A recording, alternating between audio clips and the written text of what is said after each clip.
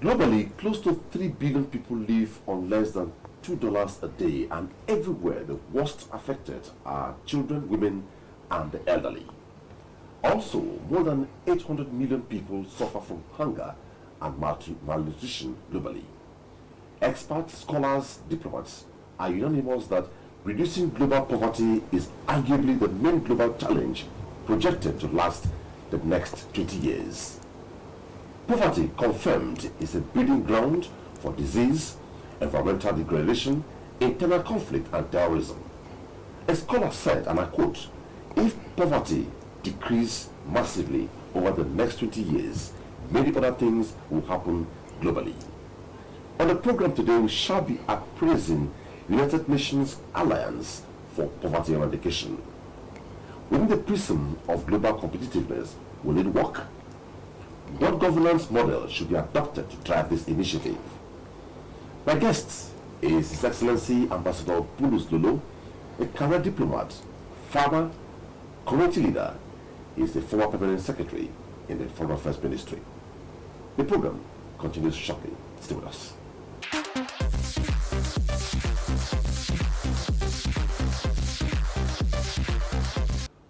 Always a pleasure to have you on the program, and after a while you're here today. Thank you very much. It's a pleasure to be back. Okay, listening to the United Nations come up with an alliance for poverty eradication globally, this time is not an initiative within the states, or the nation states, Global Alliance for Poverty Eradication. Right. What, in your own perspective, how do you assess it? Well, the issue of poverty at the global level has been on. One should go back to 1972 when the United Nations Conference on Human Environment took place in Stockholm. It was a United Nations conference, and for the first time there was a focus on human interaction with the environment. And it was as a result of that conference that the United Nations Environment Program, UNEP, with its headquarters in Nairobi, was created. And 20 years later, in 1992, there was the Earth Summit in Rio de Janeiro in Brazil. And there too, in 1992, the focus was on the environment. One of the landmark achievements of Rio was the Convention on Climate Change that led to the Kyoto Protocol. And today we have the Convention on Climate Change. And back then in 1972, when the world met with the UN convening, the idea was how to help nations reduce or alleviate poverty. These concepts have reoccurred, leading us now to the latest initiative which the United Nations launched last month that you are raising on the United Nations Alliance for Poverty Eradication. It's all because we've not been able to alleviate poverty, and to alleviate it actually simply means you are reducing its effect. You've not been able to reduce poverty because if you reduce, you are still going to leave some remnants. And so poverty eradication as an end goal presents itself as an action that must be done. And if the United Nations today is looking at poverty eradication, it is with hindsight to say that poverty has remained with mankind. And poverty has a debilitating effect and will continue to do so unless something is done. If you don't do something about poverty, it becomes almost like an opportunistic disease that will give rise to other problems in society, meaning your security, your well-being, your health, and all other things can, because of poverty, be compromised. And it's a welcome thing to see that the United Nations, even in the midst of the pandemic, is now saying they are forming an alliance. And that alliance means what? Bringing parties that are willing to work together to achieve a common goal. But how that will be done, how effective it will be, I think, how can we assess what is just about to start? So let's wait and see what the result will be. Okay, at the high-level meeting, one of the concerns raised was what global governance model should the United Nations adopt to drive home this alliance? And if you ask, it's like trying to bring people of different levels, right, different class, to be at par. Right. Looking at the prism of global competitiveness, will it work? Again, I'm really happy that you are bringing two issues out, governance and competitiveness. Now, that which concerns governance has and will continue to be an issue because governance depends on who defines it. Everybody will tell you they are being democratic in their system. They are being transparent and they are being open and accountable. But to what extent are they accountable? To what extent are they transparent? All depends on who is making the assessment. So at the global level, there is a serious issue of governance where the strong have continued to lord it over the weak. The rich lord it over the poor. And combined, you are weak, you are poor, you are then marginalized. Then competitiveness means what? Can you stand there with the other party and still hold your ground? Or you will be forced because of your own conditions to disappear from the stage. And we live in a world where if you are not competitive, you are going to miss a lot.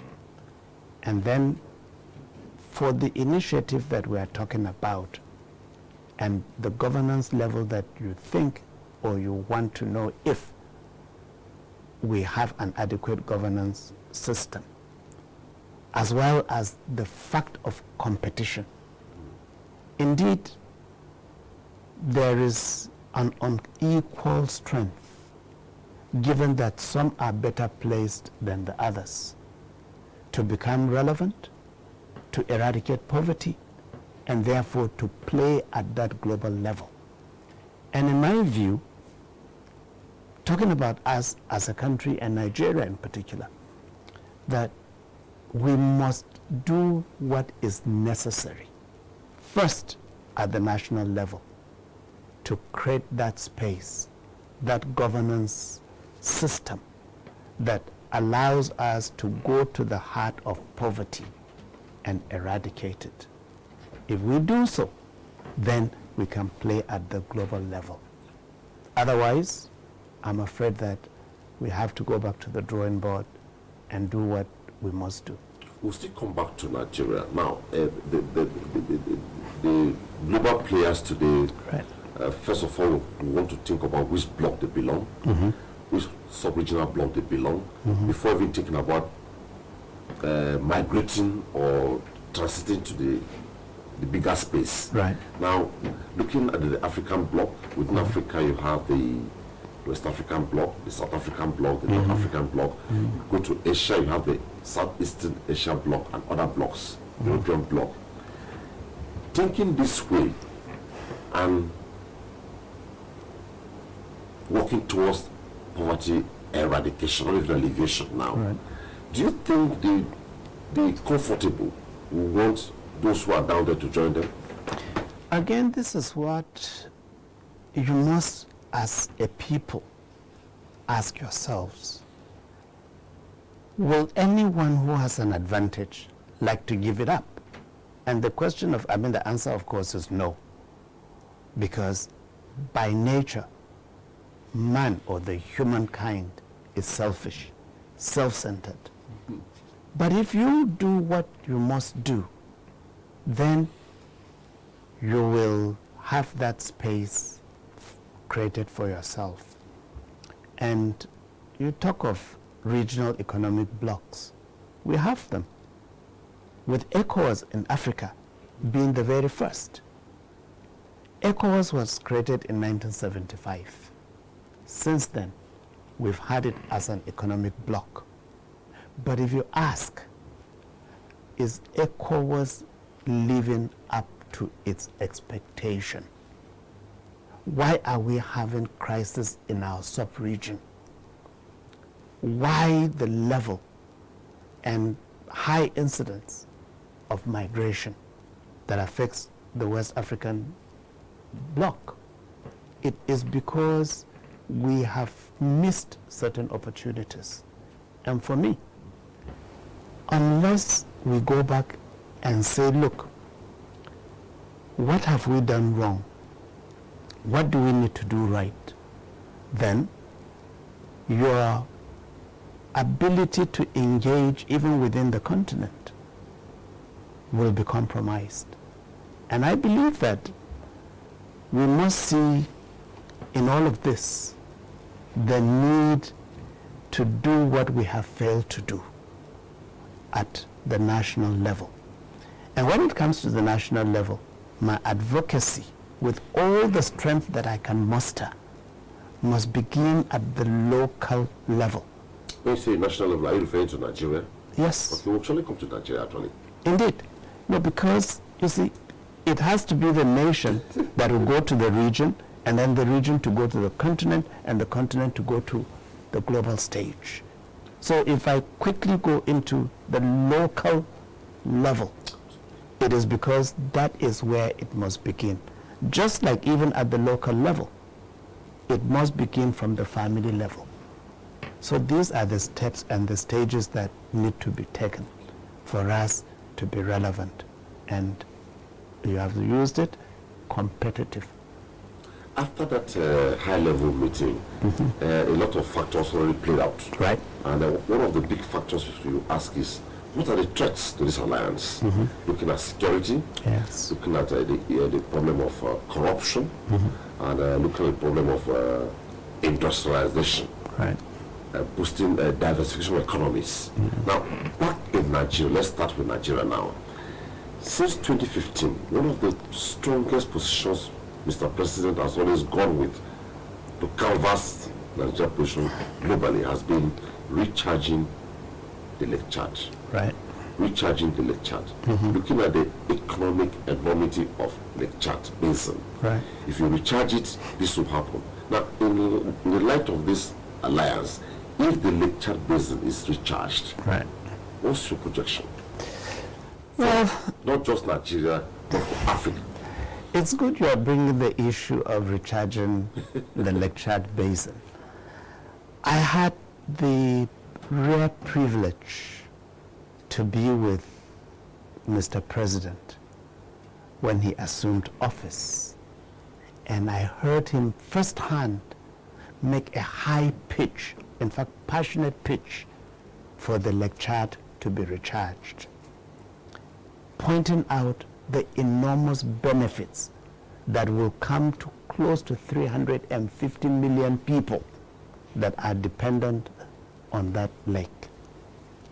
And recharging it will do a number of things. It will clean up our environment.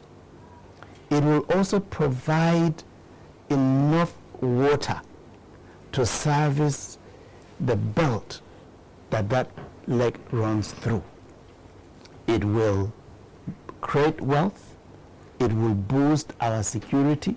It will also reduce conflict, because along that Lake Chad Basin, that is now reduced to, in fact, I'm not even sure that the Lake Chad can boast of 10% of its former capacity. With each year passing and failure to recharge it or contain the enormous and rapid speed with which it is drying up, it only means that the size is shrinking with each passing year. And so when we succeed in the context of this global movement to get investors, to get commitment, and to get action and the political will for this gigantic project to be undertaken, it will not only be a win for us in Nigeria, a win for Chad, but it will be a win for Africa, because Lake Chad is an example of what has happened in the last 50 years to a continent that has and has had great potential. And I believe that the president has been making the right pitch to get commitment on Lake Chad, but unfortunately, the response has been very, very appalling. Okay. If the United Nations that is driving this initiative Right. Is the platform where all nations are supposed to speak in an equal, is it 50-50 or No, equal, it's, yeah. 100% equal? Nobody's higher, nobody's lower. No. Beautiful. Now, what indices would they use to drive it in terms of, if, for instance, if you want to share resources, there's what we call authoritative allocation of resources or equitable allocation of resources. Right. What model will they adopt?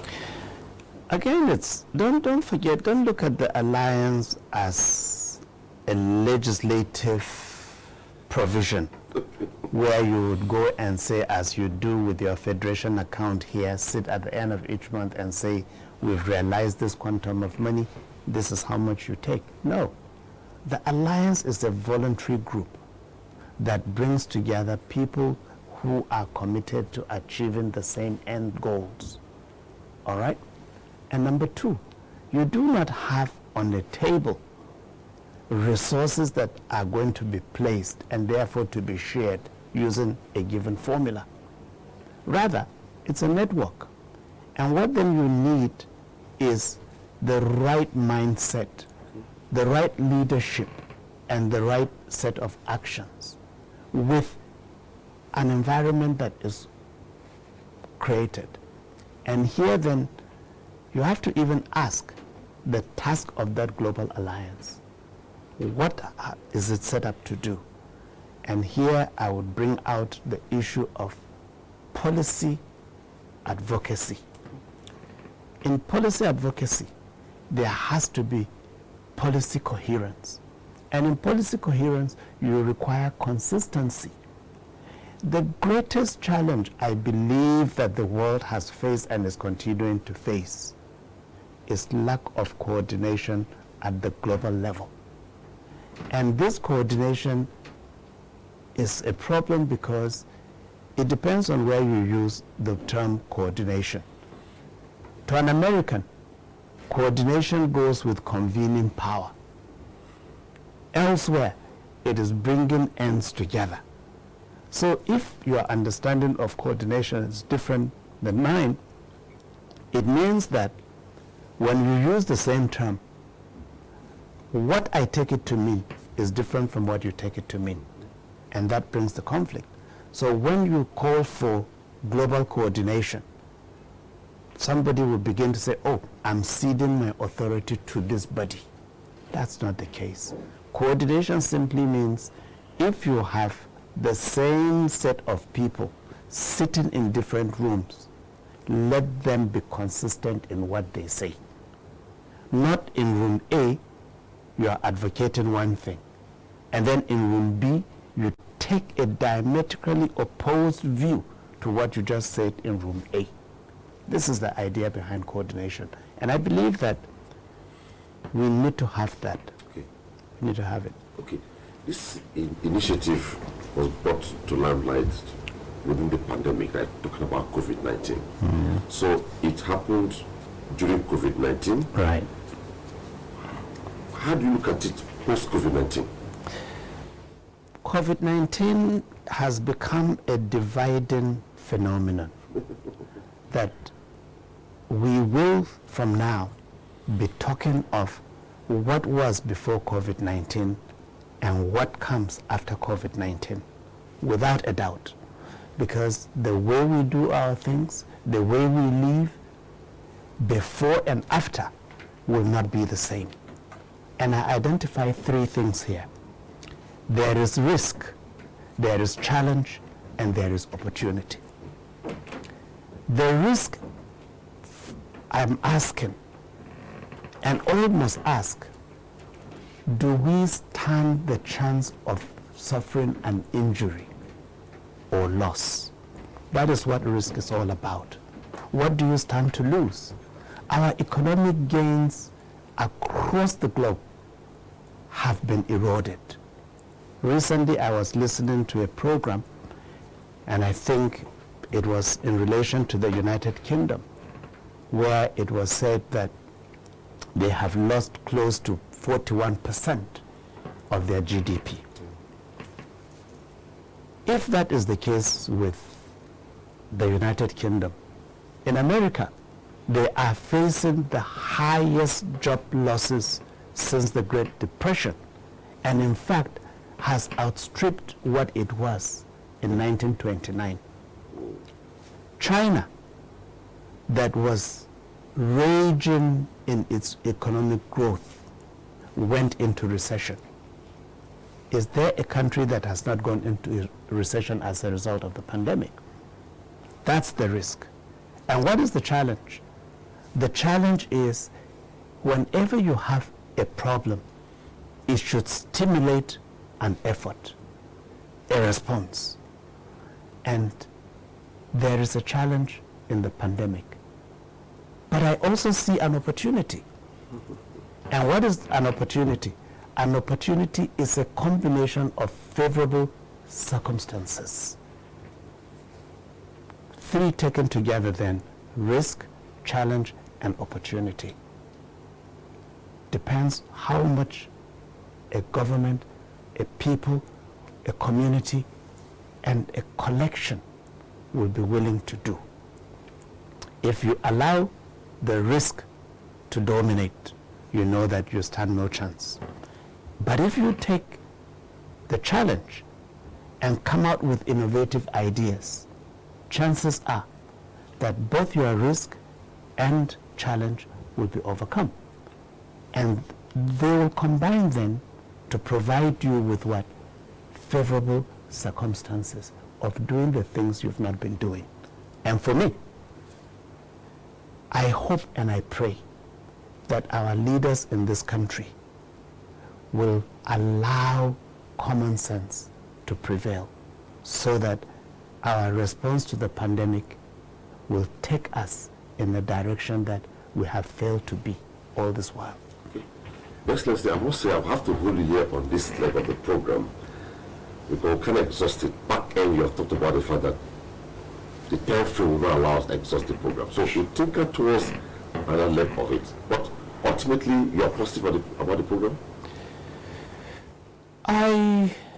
Let me say I have an open mind about it, with a prayer and a hope that we will do things differently and not allow this long journey.